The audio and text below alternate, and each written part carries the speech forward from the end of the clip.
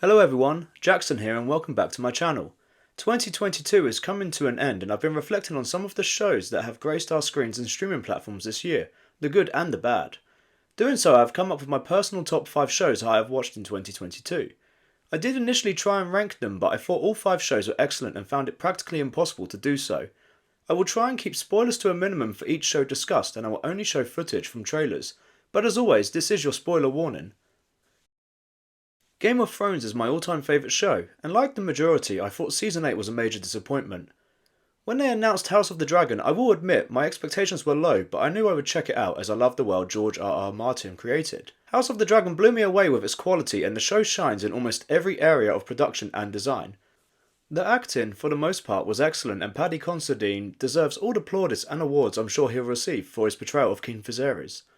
George R.R. Martin himself came out and said Paddy's portrayal of the character is better than his own. Matt Smith was great as always playing the King's brother Prince Daemon, and I thought the actors that played the young and old Rhaenyra Targaryen and Alicent Hightower did an excellent job. I understand the criticism the show did receive due to the various time jumps and the sometimes jarring changes through the recasting of different characters, but I didn't necessarily find that an issue. At times I also thought the quality of CGI did drop, particularly with some of the dragons and sets, but it never hurt my immersion. The overall quality of the show reminded me of the early seasons of Game of Thrones, and I thought the mixture of action and dialogue struck a good balance.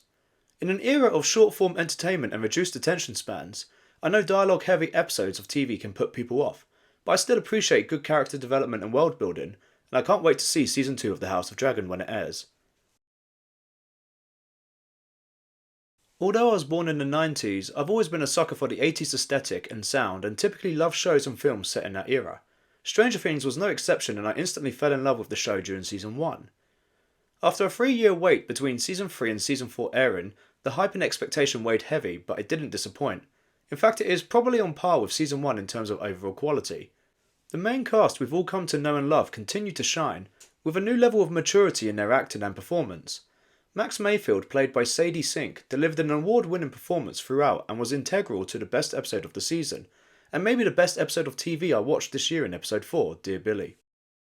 Kate Bush also has the Duffer Brothers to thank for her resurgence in popularity, her chart-topping awards, and a cool $2.3 million that she has reportedly made since Stranger Things Season 4 aired.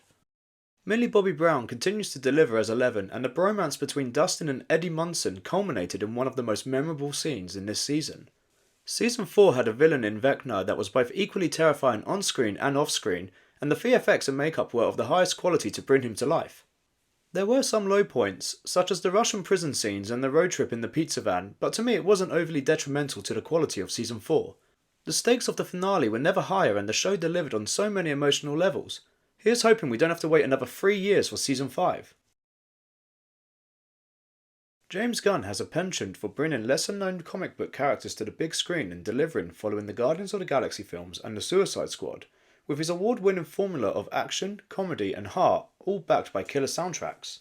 Peacemaker, first played by John Cena in the Suicide Squad films, stars in his own show written and directed by James Gunn, and wow, did it deliver. Sure, the violence and humour might not be for everyone, but this is arguably one of the best DC projects to date. John Cena delivers a career-best performance since his transition from WWE to Hollywood and has an excellent supporting cast with him. Never did I expect a show full of goofy humour and over-the-top violence to bring me to tears. The opening title sequence probably has the most distinct and unique opening of any show in 2022, with the cast performing a ridiculous choreographed dance sequence to the song Do You Wanna Taste It by Wigwam, and the vibes continue throughout the 8-episode arc. The show culminates with one of the best end scenes of any DC product thus far. Season 2 has been greenlit, and I can't wait to watch more Peacemaker and Eagerly with James Gunn at the helm. Okay, I have a confession here. I was late to the party with The Boys hype train, and not only did I watch The Boys Season 3, I also watched Season 1 and 2 for the first time this year. Just like Peacemaker, if you like over-the-top violence and vulgarity, then this could be the show for you. The episode, aptly named Herogasm, is as outrageous as it sounds, and you'll never look at an octopus in the same way. In an era of superhero market saturation, with multiple Marvel and DC projects each year, The Boys continues to bring a fresh twist on the genre, where the superheroes in this universe are actually bad people and everything they do is for fame and fortune, and to the benefit of a shady corporation. Homelander and Butcher continue to be the standout characters, played by Anthony Starr and Carl Urban respectively, and the supporting cast continues to deliver in this all-round excellent show. For a show as over the top as it is, the family dynamic between the characters keep it grounded, and I continue to root for Frenchie and Kimiko to get their happy ending.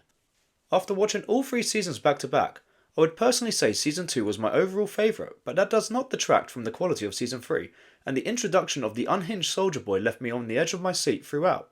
The finale was great and I can't wait for Season 4. If I told you at the start of the year that Star Wars Andor was going to be the best Star Wars product of 2022, and possibly of the Disney Star Wars era, you would have force-choked me straight to hell. In a year where we also had the highly anticipated return of Ewan McGregor and Hayden Christensen as Obi-Wan Kenobi and Darth Vader in live action for the first time since 2005, you'd think the Obi-Wan show would be making people's top 5 lists. Not a show about Cassian Andor, a character introduced in the universally praised spin-off film Star Wars Rogue One. Where Obi-Wan didn't quite meet the lofty expectations of most fans or reach its potential, Star Wars Andor overreached beyond all expectations and proved the show without legacy characters, the Force or lightsabers can work. Star Wars Andor is first and foremost an excellent show that happens to be set in the Star Wars universe. Like I mentioned with House of the Dragon, the production value of the show is of the highest quality as well as the acting, writing and effects. The inclusion of Stellan Skarsgård, Andy Serkis and Forest Whitaker demonstrates the level of acting on display, and the monologues delivered by Stellan's character Luthen and Andy's character Kino Loy prove Star Wars can have quality writing and performances without flashy substance. Diego Luna, who plays Cassian Andor, proves he is a capable lead throughout, and the rest of the supporting cast are also excellent. The biggest complaints I have seen regarding this show tend to revolve around it being either slow and boring, in the eyes of some people, or because there is a lack of aliens showcased for a Star Wars product. Whilst I think they both have their merits, I think it shares comparisons with what I said about House of the Dragon, and how a lot of people nowadays have an issue with shows that are dialogue heavy and character driven over action. I would argue the big set piece episodes seen in both Andor and House of the Dragon are only as good as they are because their respective shows allowed them time to develop the story and its characters with satisfying payoffs, such as the heist and prison scene in Andor. I do agree that it would have been nice to see some more aliens, but that is probably the only gripe I have with this show. Here's hoping Disney doesn't shelve Season 2 and we get the second and final season of Andor as planned. I do have some honourable mentions that didn't quite make the list this year, and they include Moon Knight, Obi-Wan Kenobi, Arsenal All or Nothing, Dexter New Blood, and I still need to watch The Rings of Power and Ozark Season 4. Moon Knight was probably the only Marvel show I actually enjoyed this year. Obi-Wan Kenobi was very inconsistent, but it had some great moments throughout. Arsenal All or Nothing, well, I guess I just love Arsenal, but their documentaries are always fantastic, and they give a good insight into how a club is run. It was great stepping back into the shoes of Dexter Morgan in Dexter New Blood, and I thought they did a great job with the season overall, including the ending. Let me know in the comments below what your top 5 shows of 2022 are, and let me know if you agree or not with me. As always, please consider giving this video a like if you enjoyed it and subscribe to my channel for more content. I hope to see you next time.